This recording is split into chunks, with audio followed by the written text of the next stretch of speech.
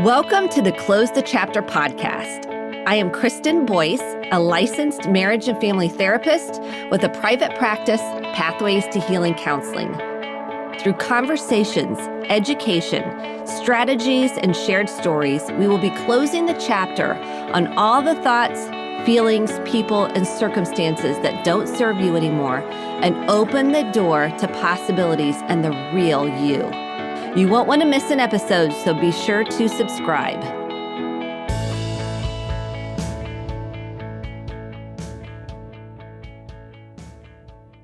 Welcome to this week's Close the Chapter podcast. I'm so happy you're here. I am so grateful you're joining me today. We have a very important topic that we're going to cover. We are going to be talking about martyrdom. What is a martyr? The role of a martyr? How does it evolve? How do you work through it? And this podcast is really designed to create expansion, awakening, more self-reflection, really exploring who you are and what you feel, why you feel that way. So I highly recommend pen and paper for this episode, per usual. If you are running, exercising, doing household chores, maybe you're in the car, just take pen and paper or write it down in your phone so you can reflect on it later. There may be lots of ahas. There may be some shame that arises. Take several deep breaths. Hold yourself with so much compassion and radical gentleness as we walk through the journey together. This is not meant to be shaming. This is meant to be awakening. And when we awaken, we can disrupt unhealthy patterns. We can change the relationship you have with yourself and other people. It's liberation. It's freedom. You're no longer trapped in the confines of survival strategies. You are empowered to be you in the world. So I really encourage you to write it out to get it out and take some time and write down the aha moments. And if you want a guide to help you continue growing and healing, highly recommend getting the free guide. Go to Kristen, Kristen, Boyce, B as in boy, OICE.com/free resources. You'll be first to know about the programs going to be rolled out this year. And you can join us on social at Kristen D. Boyce on Instagram and Facebook. And there's a free community on Facebook, the Close the Chapter community of people doing like-minded work. And I would love to have you join us there, and be sure to join the mailing list. That's where it all happens. All the magic happens. And without further ado, I want to jump into today's episode. And I want you to do some self-reflection on your own family system as we talk about this. Again, as I always say, not to blame anyone. We are creating more self-empowerment by understanding yourself, understanding your triggers, your reactivity, why you feel the way you do. That is empowerment. That gets us unstuck. So let's start with defining what is a martyr. How do we define a martyr? We've all heard the term. Let's define it and jump in. So a martyr is a caretaker who attempts to take care of everyone in the family and make them happy. They want to try to make everybody happy in the family system. They don't really want discord, conflict. They're uncomfortable with challenging conversations. They didn't grow up in, they might have grown up in a family system that was chaotic, alcoholic. Maybe there were some addiction issues. Abandonment was at the root. Even if it means maybe there was grief and loss, and they will try to make everyone happy at the expense of denying real issues in the family. They will live somewhat in a denial, which is a defense strategy, and really self-abandon in the process. It doesn't look like they're self-abandoning, but they are. And this can get mixed up with victimhood. It can very much look like victimhood. And we're going to kind of deconstruct this whole concept. So in the family system roles, there's an episode way back. If you want to go back and listen to that one on family roles, I highly recommend that, because it creates a understanding of how a family system works. So the martyr typically will suffer the most, and they will be developmentally stuck as well. Typically, a martyr is stuck somewhere along the lines where they've had trauma. Maybe they've had grief and loss. Maybe they were neglected emotionally or physically. Maybe there was some abandonment there. There's typically a trauma where a martyr will be stuck from their childhood, and then they're trying to create a different role to meet an unmet need. They will claim they help the most. So because they're the caretaker, their whole identity is surrounded by being needed and wanted. And then they feel resentment, anger, jealousy. The list goes on, but typically you're going to see real passive aggressive behavior. They will be resentful that they're the ones doing it all, but yet they don't want to identify what's really happening in the family system. Especially, let's say there's an addictive system, they will deny that there's an issue, or even they'll come into therapy with their partner and they think it's the partner that's the whole issue. And they really don't see how they've contributed to the problem because they've been the one that's kept the family together. They've been the caretaker. They've been the one that's put up with all the problems, and they don't see their contribution to how they're just as stuck as maybe the addict is developmentally. They just look like they're functioning better. They look like they have it all together when they really don't. And yet inside they are bitter. They are angry. They feel lonely because their inner child didn't get their needs met, and they picked somebody that was at their same developmental place they were in terms of emotional IQ. And therefore, they are upset that their needs aren't getting met, that they're doing it all, quote unquote. There's kind of an all or nothing thinking. And they also struggle typically if the other person gets well, they struggle with what's their purpose. So they struggle with somebody doing work, having an awakening. Let's say they come in with their partner, because then what's their role? Are they not wanted and needed anymore? They spend a lot of time cloaked and masked and disconnected from what they feel because they're in this role of being the hero, so to speak. And yet they are underneath very young. I mean, there's just a young part there that is really suffering. So let me give you an example of somebody that definitely plays a martyr role. And this is a case example of somebody whose parent died when they were 13 of cancer.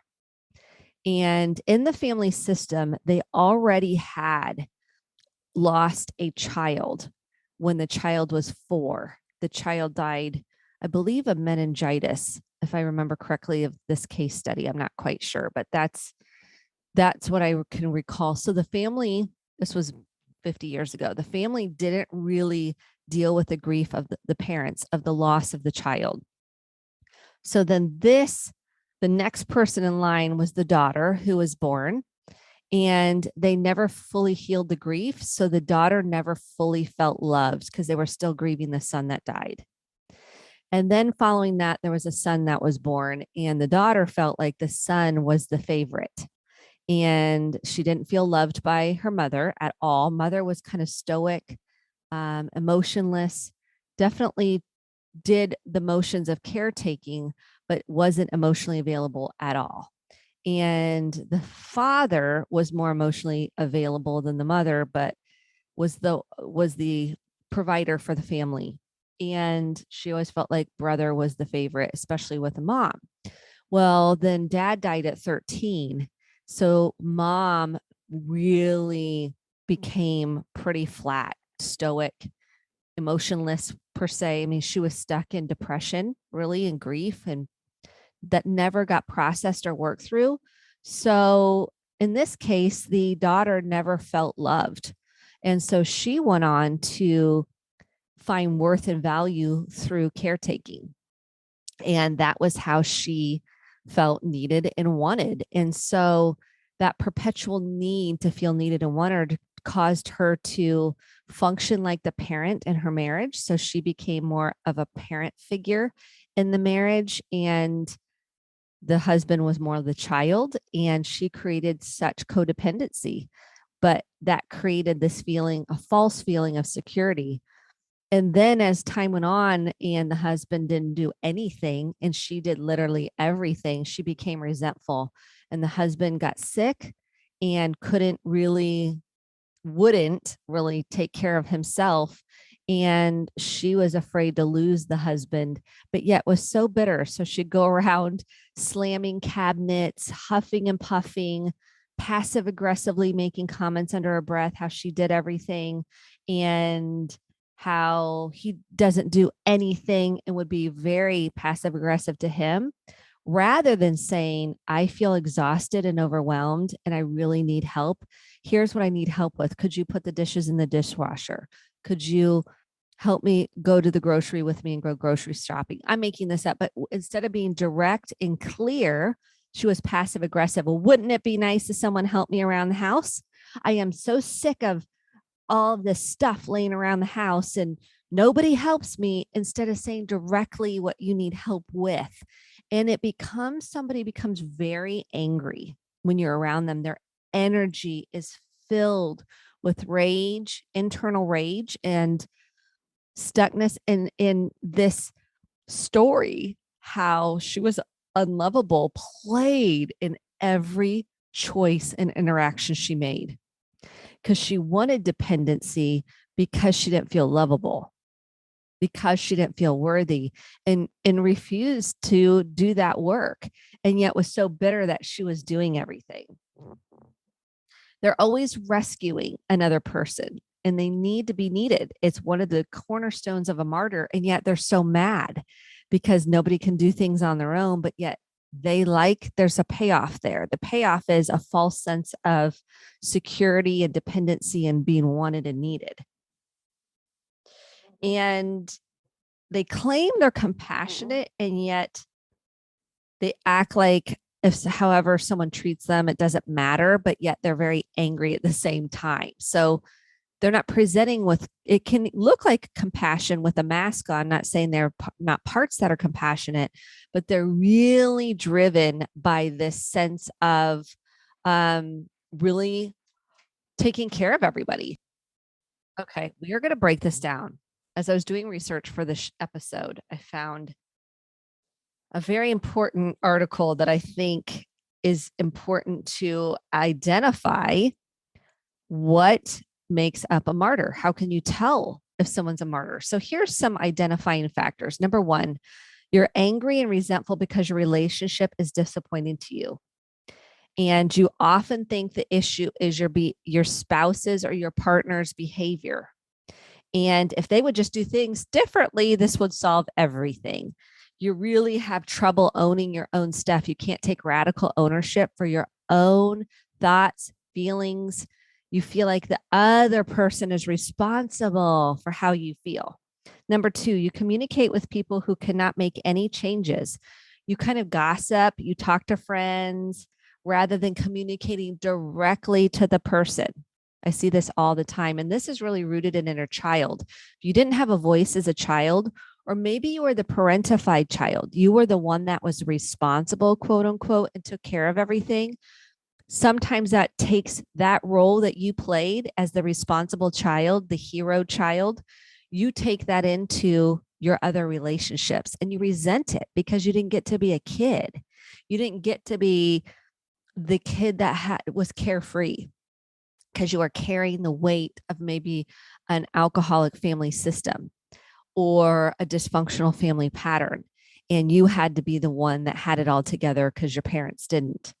And so you've learned to kind of just go around the bend instead of telling the person directly. And I cannot tell you, you cannot have a healthy relationship if you can't say how you feel directly, clearly, and calmly. And it's important you're doing this inner child work. If this is you, no shame in the game. It's important that you learn to own the roots of where this came from. Number three, you whine, scapegoat, complain, and may even describe yourself or see yourself as a victim. Although you have endured some bad experiences in your relationship, you fail to own how to create, promote, and allow these outcomes. Okay, so this is very important. You stay stuck in what your partner should have done differently. That's a hard one because you're so hyper fixated on their flaws that you're not looking within to say, where is my room for growth? Number 5, if someone who you complain to offers a suggestion, your first reaction is to reject it and get defensive. And you want to rationalize and justify why you must continue to behave the way you are. You get super defensive and you shut that person down, which is exactly what was done to you, and you're doing it to other people. Number 6, the problem is a chronic problem. It has endured more than 3 months. So this is not just an hour every now and again pattern. This is a chronic pattern that you have developed. And it's a deeper issue that has to be tended to. We have to get to the root of our trauma and identify it, acknowledge it, nurture it, and process it. If we sweep it under the rug and we deny, minimize, and rationalize why we're behaving the way we do, we don't heal. We stay stuck. Number 7, you begin to see yourself as a storyteller moving from one negative story to the next. You may even find yourself rehearsing what you're going to tell your friends and family and therapist and pastor and coach and whoever, rather than the strategies that you need to do to actually face the pain and the issue to problem solve it. That's what little kids do. They're not really, and we do this. I'm guilty of it too. Instead of me looking within, I'm blaming my husband or I'm blaming my kids on their behavior and what they're doing. While that may be true, I am powerless over what my husband does. I have to look within and say, what is it in me that isn't speaking up? Even if they're not going to change. This is the myth, the misnomer, why I said something and they didn't change. Right. Because you can't change another person. I might have to make some hard choices. I'm not in that situation, but if I were, this is what I work with clients on. It's a lifetime of work. If it's an unhealthy relationship, why are you staying in it? And they'll go, well, for the kids. I'm like, well, what's the cost for them? They're learning an unhealthy relationship too. And what is your part in creating this unhealthy relationship? Number 8, underneath your anger and resentment, there may be a depression and fear and unprocessed grief and trauma. These feelings tend to surface after a storm of anger comes to the surface that needs to be tended to. We have to look underneath anger and figure out what is going on. What is my little girl, a little boy, or a little person in there saying to me? And be compassionate, radically compassionate with yourself. Number 9, you may appear very capable to others, but you really see yourself as dependent upon your partner. This leads you to avoid asking for what you want directly. You're not assertive. You don't want to ask for help. And actually, you defend against it because it's a threat to your sense of security to ask for help. Or you have trouble even leaving a relationship because there's such a familiarity about you being the caretaker and the responsible one because you learned that as a child. Number 10, you may behave as though you are trapped, even when some of your problems may have solutions and they may be right there, but you don't want to acknowledge that that's an option. I'll hear a lot of times, well, I don't have a choice. I'm like, well, you do. You're just scared of the choice. And trapped people often fluctuate between acting helpless and lashing out. And I will tell you, if you continue that pattern, you're going to recreate the same pattern for your children if you have kids. And there's a high cost to that. You get to decide, do I want to continue with the story that I have in my head, that I do everything and everybody does nothing? Or do I want to start healing that wound of that role I've played and that burden I've carried for so long to be responsible for everyone's happiness? Because you can't make other people happy. It's just the hard truth. You cannot make other people happy. I wish I could. I'd sprinkle it around like candy, but you can't. And knowing that truth and acknowledging that truth, you can start taking radical ownership for this pattern of yours of over-owning, needing people to be okay, needing people to be okay with you, doing everything and feeling so pissed off about it and feeling, quite frankly, so resentful to everybody.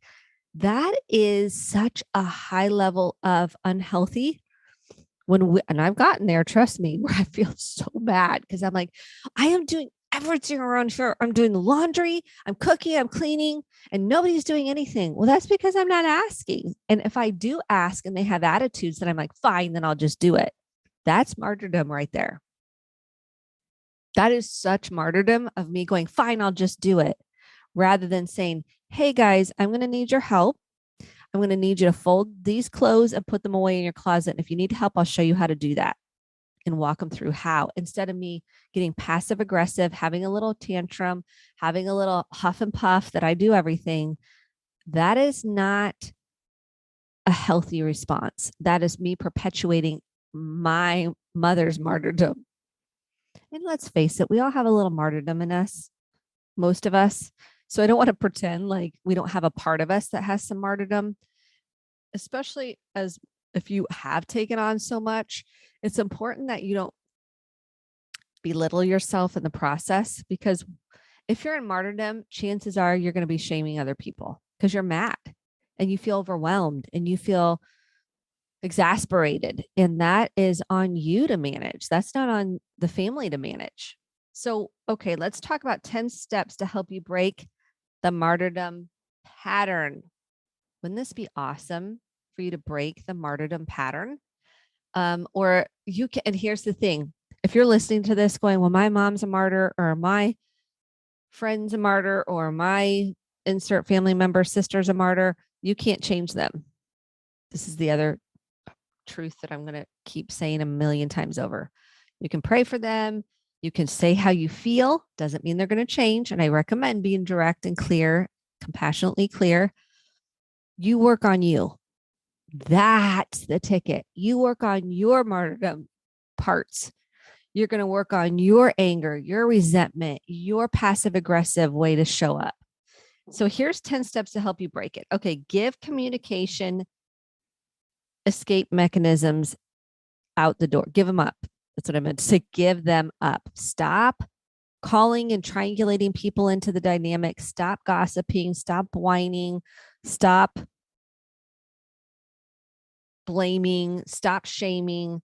Speak to the person directly. Now, if you need to process a safe place to figure out how you're going to make some changes. So let's say you're married to an alcoholic and you need a place to vent. Okay, go to Al-Anon. Go to some place where they're looking at holding the space for you. And at the same time, it's an and in both. They're looking at how can you get healthy.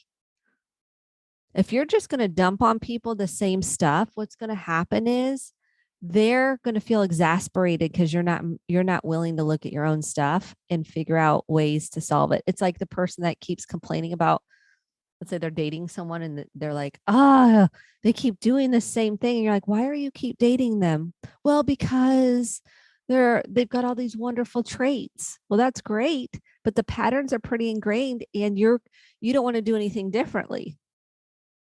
So maybe it's time to seek therapy. Maybe it's time to go to a 12-step. Maybe it's time to have a support system in place, a support group, a grief support group. Maybe you need a codependent anonymous. Maybe you need a CODA meeting. That's Codependence Anonymous. There's so many options to get support to break the pattern of you doing everything, for you being the responsible one and doing everything alone. Okay, number 2, when someone is wrong, think about what you want to request or what action you want to take. So if you think something is wrong, so sometimes it's our perception, it's not reality.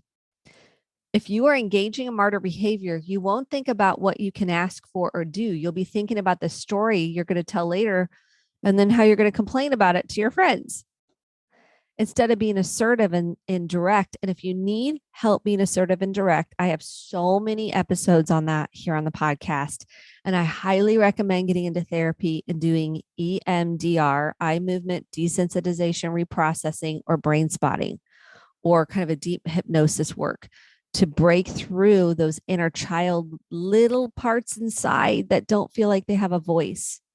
That's rooted in family systems and the roles you played. And in order to have healthy relationships, you have to have a voice. So, number 3, take one action every day to begin to correct the issues at hand. And that may be calling a therapist and making an appointment. That may be going to getting a sponsor or attending a 12-step or having an accountability partner. Number 4, find one thing you'd miss about your partner and start expressing appreciation for the people you're in relationship with. Whether it's your children, be specific. Whether it's your partner, focus on something you appreciate about them. And don't focus just on behavior. Focus on who they are as a person. Like, I really love your warm and caring heart. I really love that you're so helpful in the ways that you are proactive with the kids. I'm making this up. Okay. Number 5, when possible, increase relationship mending behaviors. And that means apologizing, taking radical ownership for your part. That might mean holding hands with your partner. That might mean giving a hug. That might mean leaving a little note. That might mean acknowledging your part in this dynamic. Number 6, you've got to improve your communication skills and find your voice and be more direct and clear. Because if you're not, you're going to continue to blame and shame your partner instead of that adult self coming online to say, okay, it's not your job to make me feel better. If you're in an unhealthy, addictive system, you need to get support. Absolutely, 100% you need to get support, whether that's the 12-step, like I talked about, therapy. You have to get support. It's one of those that you can't do alone. Otherwise, you're going to feel so alone and overwhelmed. And that's part of martyrdom. You feel alone. And that's part of that inner child work. I've done a lot of my own healing on loneliness because we're all going to feel lonely. It really is rooted in experiences in childhood when I felt lonely. That is the key. And I work with clients on that a lot. Or they've had a loss, or they've had a grief, they've had a transition. It's important you're tending to it. It's not your partner's job to tend to it. Now, if you need to make some changes and as you grow and the relationship can't sustain it, that's okay because you're getting healthier. I tell people when they're making hard decisions, I say, are you able to be the healthiest version of yourself right now? It's so important because you're responsible for how you parent, not your children. Your children aren't responsible for soothing you. Your children aren't responsible for making you feel loved and that you matter. Your children aren't responsible for making you feel enough, and neither is your partner. And that's icing on the cake for your partner to do that. Now, do I want to marry someone or be in a relationship that wants to grow? Yes. If I'm not, I'm recommending you do the growth work, and then you'll have to figure out some decisions along the way, perhaps. And sometimes I've seen it where you grow and the partner's like, whoa, this is really amazing. I kind of want some of that too. And then they decide they're going to grow. It doesn't always go that way. It doesn't matter. You've got to unattach to the outcome. And when you've grown up in an unhealthy family system, you will inadvertently create some of the same feelings you had as a child, and not intentionally, but if you feel shame, you may look to your kid to want them to achieve or want them to belong, want them to be popular, want them to look a certain way. That's your inner child stuff. That's you putting that on your kid. That's your responsibility. That means you're perpetuating this emptiness, this unworthiness, this unlovability, this defectiveness that you have that has to be tended to. That's at the root of martyrdom. It's really rooted in unmet needs. And that is the deep dive in working through martyrdom. You have to heal those inner child unmet needs. I know this sounds like, oh, I don't want to do it. I'm like, this is the answer. It's a deeper dive. Okay, I'm going to keep going with 10 options here to work through martyrdom. Number 8, when you're angry, identify how you are shitting on your partner. Whew. and checking your expectations. If you're a martyr, you have all these shoulds in your head and you don't say them out loud and you don't check the reality of those shoulds. And now you're angry and resentful instead of being clear and direct. Hey, could you help me unload this dishwasher? I'd really appreciate it. Then you're going to have to let go of your perfectionism around it. It's all about radical ownership. This is how you disrupt any kind of role you've played in your childhood. It's radically owning your own thoughts, feelings, opinions, and worth. Because somebody can't take that on for you. Number 9, here's the key. I want you to really use the journal on the kristendboyce.com/free resources. I need you dedicating time to doing that. I need you to start writing things out about how you feel. First identifying your emotions. I've got tons of episodes on doing that. Connecting to your emotions, processing them. We've got to have a new way for you to stop focusing on your partner and start focusing on your emotions. Why are you doing everything? Why are you wanting to be the caretaker? What unmet need are you trying to fill? I need you to write it out. I need you to get more clarity around who you are. And how did you get to be who you are? Identity is super important. Self-awareness is empowerment. And number 10, I want you to really answer the question within yourself. How long have you been a caretaker? How long have you been caretaking? And I want you to float back to your childhood. I want you to write the answer down. How old were you when you started caretaking?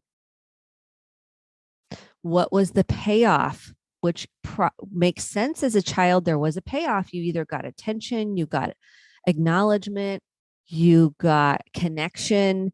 There was a payoff for you. That makes sense that you felt something from it because you had these needs that needed to be met. And then you've taken that into your other relationships and now it's maladaptive. So it might have been adaptive and now it's maladaptive. I need you to explore that deeply. Let's say you're in a family system with a martyr. You're not the martyr, but someone else is the martyr. I need you to write out what that was like for you. Did you lose your voice with that person? And here's the ultimate, that both, if you are struggling with martyr-like roles and qualities, you have to speak up and you have to set boundaries. So does the person on the other end that is in a relationship with someone that's martyrdom. It's saying, I hear you're really upset. That makes sense. And I'm not the person that's going to be able to help you solve this problem. You really need to go directly to dad, mom. You need to go directly to maybe a support system or therapy. I'm not the one that can help you through this.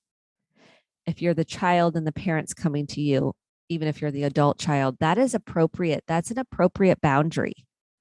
You can't be the caregiver for your parent. That is perpetuating the same pattern. So boundaries, what's okay, what's not okay, because it's about energy. What is your priority and where does that need to go? And it's impossible for you to make somebody happy. And you've got to own, what are the roots of that? When did you feel responsible for making someone happy? What was the payoff? I want you to write out, where do you feel resentment? How long have you felt that? And are you willing to look within to heal that wound? I need you to write out some of these pieces and face the pain and not stuff it down. So my first thing is take several deep breaths. Let's have a space of self-compassion. Let's start being honest with ourselves and taking radical ownership. And let's write it out to get it out. Those are the steps. And lastly, if you need assistance, please look online for an EMDR. You can go to EMDRIA, EMDERIA, I believe, .org. and find a therapist or look for a brain spotting therapist. Those are folks that get trauma. They understand family systems, or you can find a licensed marriage and family therapist. That's what I am. And they understand family systems and roles. That's our whole training. And that will help you break the martyrdom cycle. And if you're in a relationship with somebody that's a martyr, I really highly recommend you working on boundaries and finding your voice and connecting to your emotions and being able to self-soothe and be clear and direct. And that's okay without guilt, because a lot of times martyrs like to use guilt. And that's because they were guilted, and guilt gets passed along, and guilt's about choices. And we all have our own choices, and we're all responsible for our own happiness. You're off the hook. You're not responsible for anyone's happiness. You're free from that. It's not your job, and it wasn't your job as a kid. You did the best you could. And I'm proud of you for hanging on here to listen to this whole episode. I'm so proud of you. And if you need to re-listen to it, I encourage you to do that. And I want you to know that there's so much helpful information out there, and there's some unhelpful information out there as well. But I want you to know that you matter. You're important. You're worthy. You're enough, and you're lovable. And you doing this work is you changing the family system. You're having a growth mindset, and there's no greater gift you can give yourself or other people. So thanks for tuning in, and I can't wait to be with you again next week. Have a great week. Thank you so much for listening to the Close the Chapter podcast. My hope is that you took home some actionable steps along with motivation, inspiration, and hope for making sustainable change in your life. If you enjoyed this episode, click the subscribe button to be sure to get the updated episodes every week, and share with a friend or a family member. For more information about how to get connected, visit Kristen, Kristen, D, Boyce, BOICE.com. Thanks, and have a great day.